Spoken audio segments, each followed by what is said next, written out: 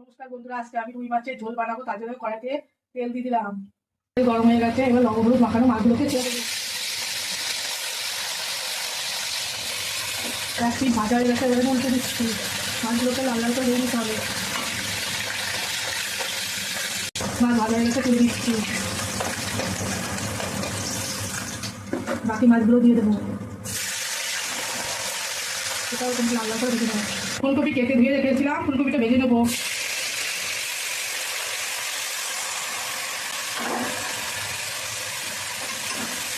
ফুলকপিটা লাল করে ভেজে নিতে হবে। ফুলকপি ভাজা হয়েছে, তুলে নিলাম।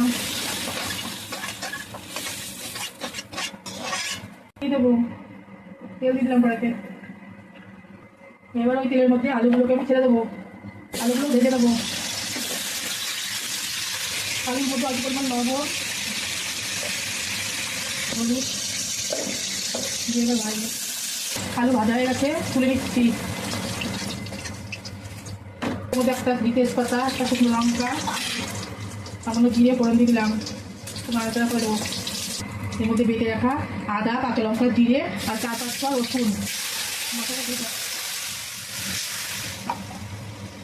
1 চামচ লঙ্কাগুলো দিয়ে দিলাম।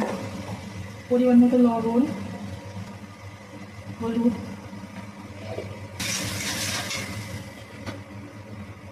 পেঁয়াজ কুচি, তারপরে লঙ্কা দিয়ে নাড়তে থাকবো। টমেটো দিয়ে দিলাম।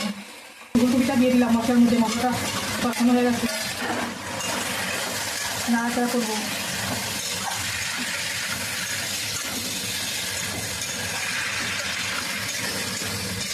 পরিমাণ মতো জল দিয়ে দিলাম।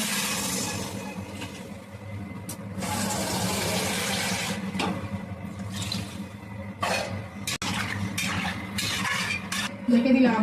10 মিনিট পর ফিরে আসছি। সবজিটা সেদ্ধ হয়েছে নাকি।